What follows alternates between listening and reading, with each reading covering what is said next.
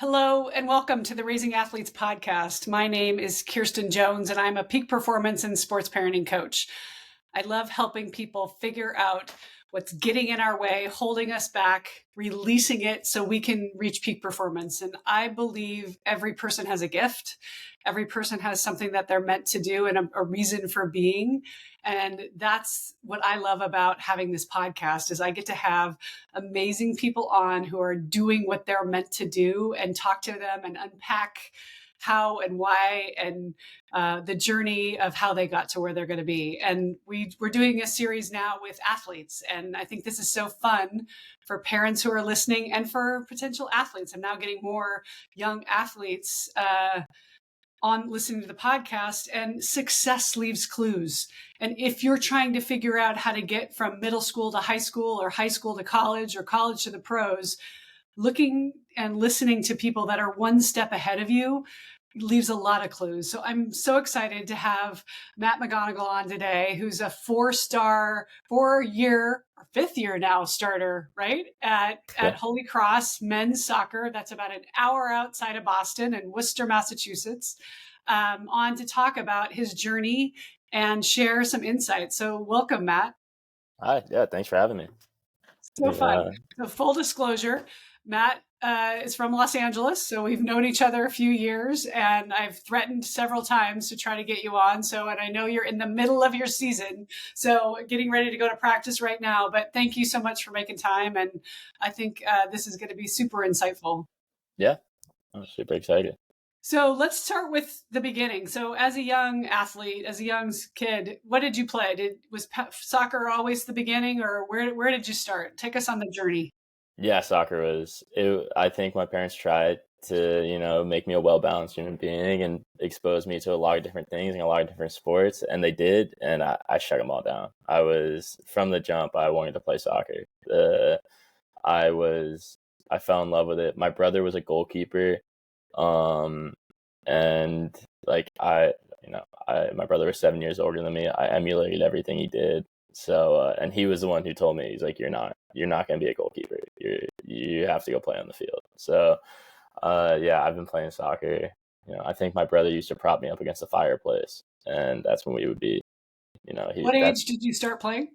He was propping me up against a fireplace and firing shots at me when I was probably a year or two old. But I competitively started playing when I was 7, I believe, 8 or 7. One exercise I love to do with athletes, and I love to hear your story, is do you remember your first time that you did it where you were like, yeah, this is for me. I'm gonna it could have been YMCA, it could have been a kick and chase game, but sometimes we have these early this is what I'm supposed to be doing. Yeah, I'm trying to think. I want to say when I really realized it, I think my dad would, before I started playing like travel or club, my dad would always be the one coaching me, and he would always he would look at me and be like, okay, so we just got scored on, now you have to go score. So clearly he saw something that he wasn't, and it would be that would be just, at the level I was playing at the time, I had that type of capability. So maybe around then, I would say when it really clicked for me personally, I was playing on, one of my two friends that I'm still extremely tight with from Michigan, and the three of us were just playing together, and especially the one kid, Jalen, who I was playing with in the midfield. I just remember a couple of games where, the first few times we played together, it clicked, and it was like, this is some of the most fun I've ever had, and competing and just moving the ball around and kind of feeling like I could do whatever I wanted. And I would say that was probably around 10 or 11 years old. It kind of clicked for me. And do you still have the joy now at 22, 23? Is that still, do you get excited to lace up your boots and get to the field? And yeah, I mean, there's obviously a lot more pressure that comes with it when you get to the college level. But I mean, I still find so much joy in just playing, and the opportunity to play on a summer team the last few summers, take the pressure off that the college game does offer, makes you appreciate the pressure even more, as well as enjoy the moments where there's no pressure and you can kind of just play. And what is tell us about the summer league? What is that? Is that just a free thing, or what is that? Is it you get paid to do it, or? No, there are teams that pay. That's, obviously a newer thing, Yeah. of being able to, what the payment is allowed. And, I have never been paid to play. Okay. But the summer team I was on, it was Hartford City, based out of Hartford, Connecticut. And it's competitive and it's a lot, our team was primarily Division I college players, a couple guys from the D3 level who are extremely quality players, and a few older heads that would give us some guidance, and had just been part of the summer team for a few years and still chasing trophies and chasing dreams. And so yeah, it was, it's a lower pressure environment because it gives preparation for your college season, but you still get to play at a high level with guys that are, And at have a you very high done that level. every summer, or is that something? I did it the past two. So I played for Hartford the last 2 summers, and then before that, COVID kind of got in the way. The 2 summers before that. So I noticed a big difference in my personal play when I joined a team on the summer. It's not mandatory through our team, but when you're constantly playing and constantly on the field, there's nothing that emulates fitness for soccer like playing, because it's such a So much I running want to go game. back. So let's go back first, though, and talk about 11, 12, 13. Or what age, when you're having those moments of like, oh, I really love this, what age did it come on the radar that, ooh, I could do this in college, or this is what I really want to do? Or was that something that just kind of happened and you didn't think about it? It probably came on my radar. I had a coach when I was living in Michigan. I had a coach living with me named Jonathan Heslop, and he said in front of me, more towards my parents, but I was the one who heard it. Of, if he keeps at this level, he's gonna have no problem finding a Division I team. And once someone kind of told me that it was in the cards, it was kind of all I ever focused on. And so like there was, I never really considered or really saw myself going to college without playing soccer. Um, and I think I advise a lot of people, don't just look for the division, because there's some really, really talented Division III and Division II teams, that and the level there, and also the academic opportunity is extremely high. But for me, like I wanted the Division I level for the commitment of it, because I wanted to be the major difference for those people that don't know is at the Division III level, they're limited on the amount of time that they're allowed to train. Their off seasons are different. They just play and train less. They still have the same length of a season, still play the same amount of games, but they just don't train as much in the off season. And for me, I just wanted to be playing all the time. So yeah, when I went, that kind of came on my radar about 13, and through college, it was always in the back of, or through high school, it was always in the back of my head that that's where I wanted to end up.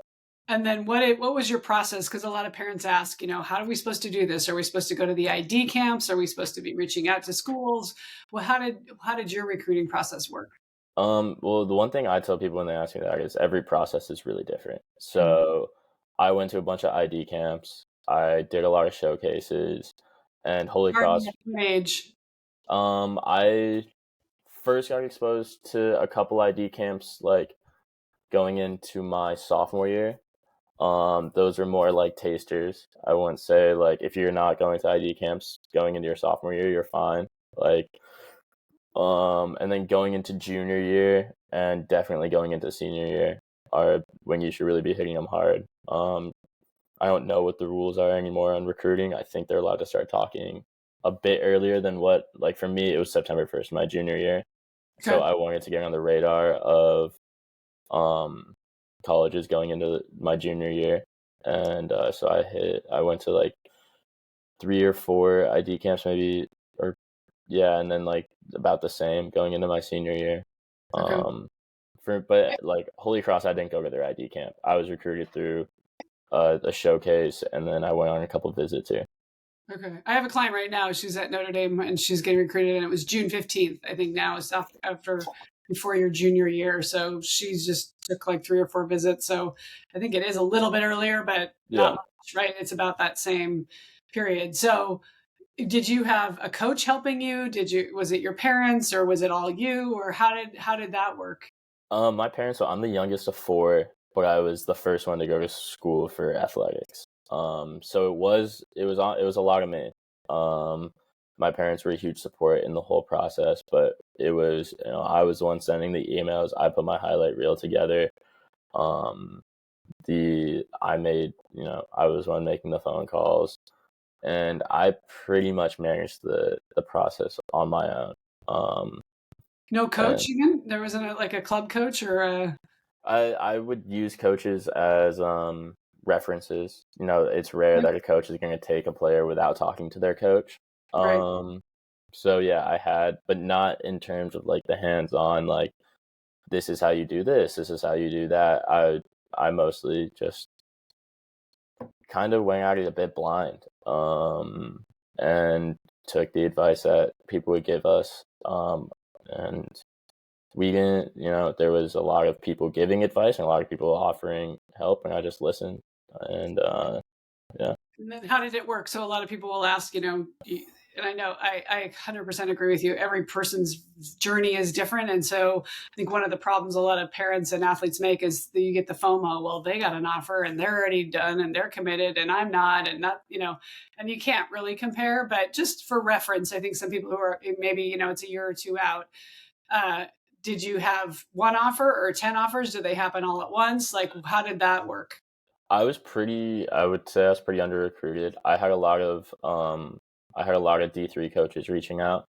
At the D1 level, I had two offers, and they kind of both came at the same time.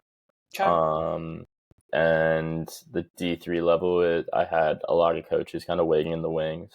I was in a weird place where it felt like a lot of D1 coaches were not very committal to me. Mhm. They wanted to see how I progressed, and a lot of D3 coaches were like, "Oh, you should be going D1." So it was, which was good that I didn't have, D3 coaches were most of the time pretty willing to wait to see what happened with Mhm. me, in my Division 1 outlook. I think, yeah, so I was mostly looking at the Midwest and East Coast as well, which made my process a bit weird because you don't get as much hands-on time. Mhm. We only made it out to one showcase on the East Coast, and it was in Virginia on my junior year. Mhm. Um, so yeah, there was a lot of like Division 3 interest was kind of there. If anything that held me back at the Division 3 level was my academics. And Yeah, talk about that. Where did that? Because I always advise athletes like you should know what it is you want to prioritize. Because if for some reason you get hurt or soccer goes away, you want to make sure you're happy there, right? So how did you yeah, prioritize that? the big thing for me was I wanted soccer to I wanted soccer to elevate my academic profile. So I wanted to Holy Cross is an excellent school, and I'd say happily not a school I would have gotten into without soccer, because that was part of my criteria was I wanted to get a better diploma than I would have gotten had had it not been for soccer. And so yeah, that was kind of what led me to Holy Cross. I had St. Mary's was the other school that I was talking to, and it kind of came down to I had made a deal with my mom that I would go back to the Midwest or East Coast if she stayed out in LA for high school. So Oh, it interesting. yeah, it was a decision that was kind of already made, as well as my priority. It ticked all the boxes for me. What were the best things that you found? Because again, that's another big question I get is how do you determine fit? And what was important to you? What were you looking for from besides academics and obviously level of soccer? Were they a good team or were they a rebuilding team or what attracted you to the program from some? Um, at the time, like definitely a rebuilding team. Um, Holy Cross is pretty limited in its recruiting for soccer. It's not we're not fully funded. Hmm. Where academics make it pretty tricky because it's a high academic school. Mhm. And so for me, like part of the criteria was obviously going to a school that was going to elevate my academic profile. And also for me, it was I'm going to spend so much time with this team. I got to make sure I get along with the guys. And so when I came on my first 2 visits, I went on an unofficial visit, and the coaches just left me with the guys. So I had like a meeting with the head coach and a meeting with the assistant coach who was doing most of my recruiting, Coach Graham, and then they were like, "Yeah, you're just you're gonna spend the next 24 hours with these guys." And for me, that was a really good sign that the coach trusted the players, as well as I got on really well with them. And I was with people that I ended up not really playing with because they were juniors at the time, and I was a junior, so they graduated before I did. But they did a very good job of showing what type of people are on this team, which I think is an extremely important I think factor. one of the hardest things in the recruiting process is to screen for fit with the coach, right? And it's one thing you see, it's kind of like when you're dating and you see their best side, and then you're like, yeah, but what are they like when they're not selling you? And so, and it's a hard one. There is no perfect answer, but how did you screen for that? Were you asking the players, like, do you see, I always say, look for how many kids transfer, because that's an indication of how happy they are. How did you determine that this was going to be a good fit for you with the coaching staff? Yeah, so Coach Graham at the time, who's now the women's head coach at Holy Cross, I had a very good relationship with him from the jump. He was someone that I connected with very quickly. He's from England, but had spent a decent amount of time in California. And I think he was someone that really appreciated and noticed the fact that I was doing this whole process on my own, with the support of my parents. But I think one thing that impressed him was that I came out to my unofficial visit on my own. I flew out to Boston, took the train into Worcester, and found a ride to campus. And I think that was something that kind of made him, interested him, because you do see a lot of the one thing a lot of them are college coaches because they don't want to deal with parents. And so I think that attracted me to them. And then also I was able, it was more so Coach Graham in the initial phase. And then once I got comfortable in my own setting, um, I got talking to Coach Kuhlman, and he seemed like a very easy to talk to kind of coach. Him and I never really had issues. So, and I've ended up working with him longer than I worked with Coach Graham, and we've developed a So two very good things working there. relationship. One is you don't know who you're going to ultimately get to coach you, right? Which Mm-hmm. is something I always tell, so be aware that. And I just had a client actually went to play volleyball in Texas, and before she even got there, the woman who recruited her had gone, right? And that happens. So All the time, yeah. back to fit. And then number two, showing your independence of, I'm going to do this on my own because this is my journey, versus I need my mom and dad to be with me and they're going to ask all the questions. And like, what an amazing litmus test. I'm like, I'd sign you right then and there, because as an 18-year-old kid coming from across the country to say, yeah, no, this is my journey, I can totally do this, it speaks volumes. Which then let's fast forward. So you get there freshman year, you're team captain, right? No. So my freshman year I came in injured. Sophomore year, yeah. Oh, got it. So Okay. yeah, So yeah. it was okay. So the first year you could play, you came Yeah, in. I was injured for the first half of my freshman year. Okay. So I came back for the last 8 games of my freshman year. And so I came back like beginning of October. So go Um back into that moment, and you get there, you're all excited, and you have an injury. How did you handle that? yeah, so I broke my foot about a week before preseason. And yeah, stress fracture on my fifth metatarsal, and I was gutted. Like I all I had trained for, the minute I committed to Holy Cross, I was like, it was like a huge weight off my shoulders. And then I was like, well, like I know myself a little bit too well, and I don't think I'm quite ready to be playing at the Division 1 level. So I spent the next 8 months in the weight room, running on the pitch, doing everything I can, and probably overworked myself, and that's why I ended up with a stress fracture. So I was absolutely gutted, but we weren't having a very good season my freshman year. We had a low roster, and then we had like 10 injuries. So we walked into our first conference game with like 13 players. And yeah, it was we have never gone down to that low of a roster since. And so but in the sense that we weren't having a great season, and there was a low roster, I was kind of able to get thrown right into the mix. And So what is the standard roster? 22 to 25, or how many? So we were like 23 my freshman year, and now we're up to 29. So I would say standard is around 30, 25 low. How many walk-ons, or how many getting any money? Everybody's getting partials probably, right? Yeah, a lot of people getting partials. I don't know exactly what our budget breakdown is, but I know the Division I level is 9.9, full 9.9 scholarships. So ours, probably around 5 or 6. And that can be broken up among the players versus fully funded programs. Just for those listening, if you're a fully funded program, they only give full rides, like women's volleyball, women's basketball, the main football, basketball. But for sports like soccer and lacrosse, right? They're able to get partials. Okay. Yeah. So there's a lot of partials. So yeah, I got thrown right into the mix my freshman year, and I was available for 9 games, and I was available for the last 9 games, and I started the last 8, or I was available for the last 8 and started the last 7.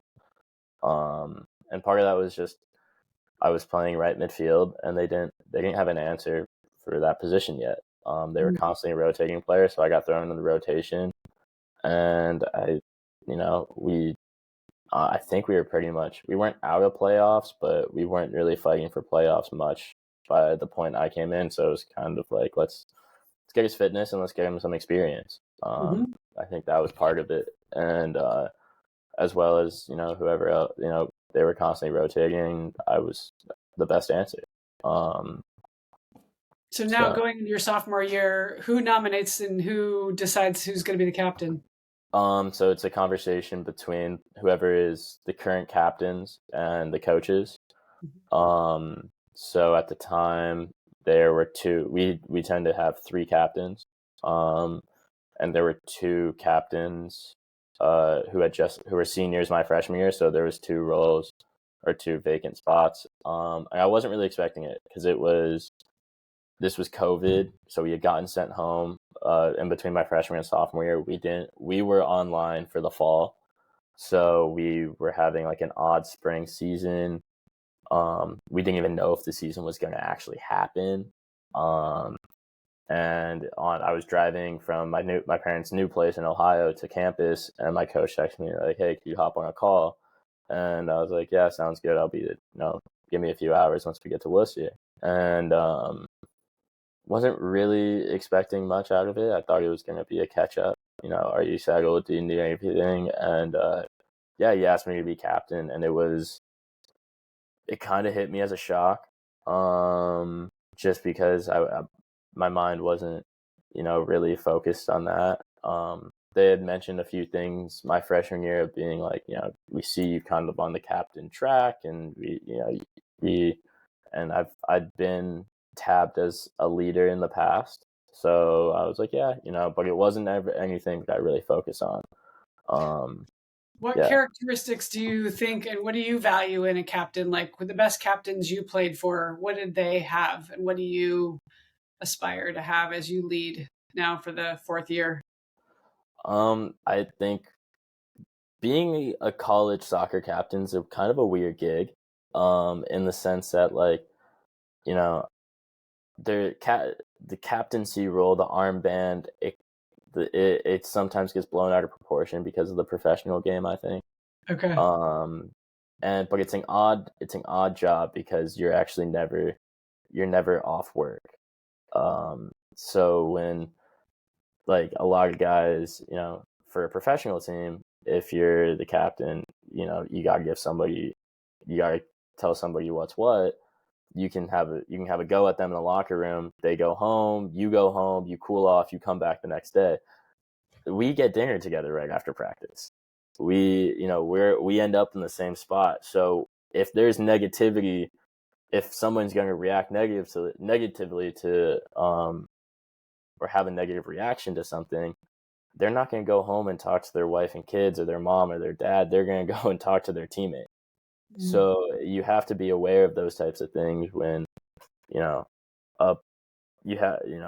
make sure that you're quietly leading and, at all times, and setting the right example, at the party on the weekend. We run in the same social circles, at dinner, it is a bit of a, so when I think about, a good captain, they tend to be good people and very, I try and be very relatable. I think that's a quality that I have. I try, and I'm very understanding, and I'm pretty easygoing. So I don't try and get rid of those qualities and try and be, I'm the captain, do this, and this. Like, mm-hmm. And especially being a sophomore captain, like I couldn't do that. I had guys 2-3 years older than me at the time. So mm-hmm. That trained me to be, you can't demand something from a 23-year-old. You can ask them, and they'll probably respond in the right way because they're good people. So that's kind of like, for me, I always try and, if I'm going to, there have obviously been times where I've had to have a go at somebody in the last few years, but if that's going to happen, they know exactly why that's happening. And it's because I've probably told them 2 or 3 times before. One thing for us is we don't have any phones in the locker room.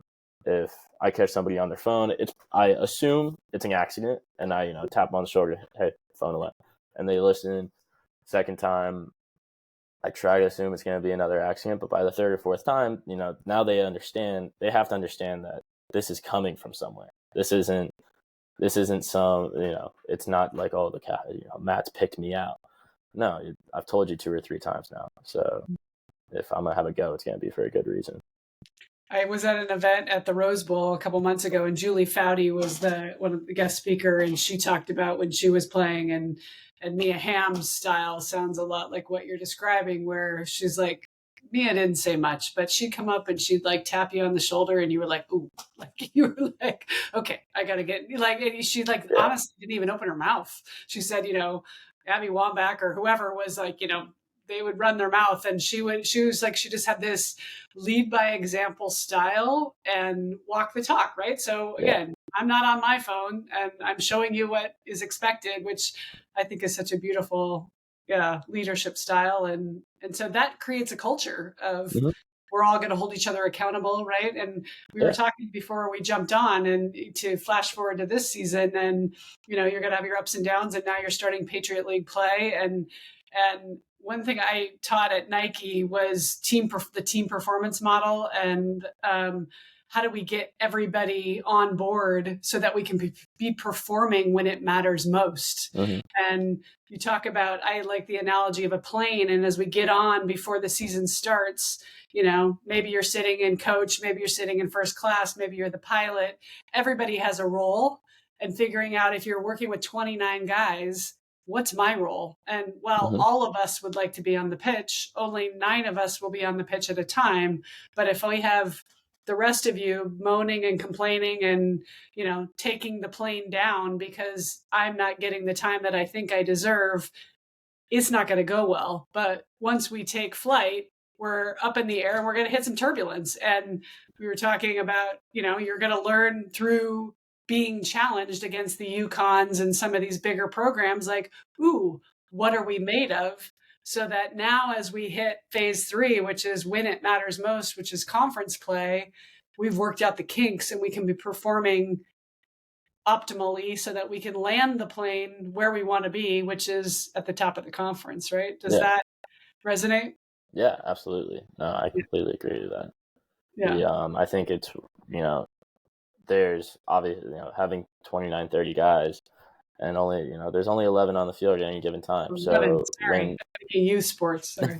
No, you're good. So majority of the team is on the bench, and it's, you have to have, you can't expect anyone to be happy about being on the bench. Nobody ever is, and it's one of those, like, you have to have leaders on that bench who set the example of, we're not happy either, but we're going to be a lot more upset if our team loses. And these guys need our support when they're on the pitch because they're our teammates. And then when we go on the pitch, we want them to be rooting for us. We don't want, I think we ask the guys to be critical thinkers on the bench and, critical in the way that we're playing, but not negative. So there's a big difference between saying, he sucks, like that, versus Matt, Matt's not taking his first touch forward. He's taking his first touch backwards. And now that's something that when I get off the pitch, they can tell me. And I listen to the guys when I'll often walk up to, at halftime if I'm, or whenever I get subbed and ask, what can I be doing differently? Because you guys can see the whole picture and I can't. And do you think that's pervasive throughout your team? Like, that's growth mindset, right? That you're the starter and you're coming off and saying, what are you seeing? And they're feeling like it's okay. I have permission to tell you what I see. I think it empowers. I hope that it empowers the guys who aren't playing to feel that they still have an important role to play. Yeah. I think that's not something that everybody does. And to be fair, some people, when they come off the field, they aren't in a place yet where they can really hear criticism. They got to grab a sip of water. They got to cool off. They have to figure out. So I like to believe that our entire team, is working towards that growth mindset of how can I be better. Again, like, we're working with 18 to 23-year-old guys. This is it's a very critical period of life, and this, I feel very honored to be part of that those pretty formative years, the first time people leave home, for the younger guys, and also to have shared this journey with the people that I've had. And I think, but also some guys are kind of thick. They don't want to hear it. And it's how do you teach them and show them in your way of, how, I have to listen. If I want people to listen to me, I have to be willing to listen to them. And if I can do it, as, sometimes I sit there and I'm like, this freshman isn't doing the same thing I'm doing. I'm a fifth year. I'm a captain. I've been a starter all 5 years, and I don't complain about having to pick up cones. So you better not be complaining, because I'm not. And that's, I personally don't ever try and bring title or rank or anything into the team environment. I think it's counterintuitive. And yeah, so I try and make sure that whether you're a freshman and this is your third game, or you're a fifth year and this is your 50th game, we're constantly learning and we're constantly trying to progress. So I'm sitting here flashing back to my Nike days when I ran the global footwear internship program, which led to hiring people. So I was talking to people your age all the time. Mm-hmm. This is exactly what I would be screening for, is leadership on and off the field, conflict resolution, understanding of the bigger game. Of course you want to win, but how do we help get everybody on board? Those skills, these skills, right? And parents, as you're listening to why do I have my kid play, whether they play in college or not, right? These are the life skills that are so transferable to whatever you do next, right? Yeah, absolutely. I mean, nothing has taught me more about life or, leadership or being part of a team than playing soccer growing up, and adversity, and how to handle the bad times, and also how to handle the good times, and how to handle winning. Yeah, so. Amazing. So I would be remiss to not ask, do we know what's next, or if I were to wave a magic wand, what is Matt doing next September at this time, or even 6 months from now? You graduate in December, you said. Yeah. I'm looking at, I would really like to move internationally. I moved 5 or 6 times growing up. And I kind of want to test those skills. So I'm looking, me and a buddy are looking at moving to Brisbane or Melbourne or something in Australia. As of right now, the plan is my brother is living in Chicago, so I'm gonna be moving out there, looking for some work for 6 months to a year, just to put some money in the bank, because if you want to go live somewhere else, it costs a pretty penny. And so yeah, that's Trying to play in Australia, just trying to go to work, or yeah, just trying to experience a new culture, experience a new challenge. Yeah. And soccer will be in my life one way or another. It's such an easy sport to constantly be picking up. So I might be looking at some teams when I go out to Chicago, and same thing in Australia. And at the bare minimum, I would definitely be playing Sunday League or some sort That's of football. exactly what I did. I took my Japanese degree and moved to Eastern Europe with a backpack and my mom's frequent flyer miles.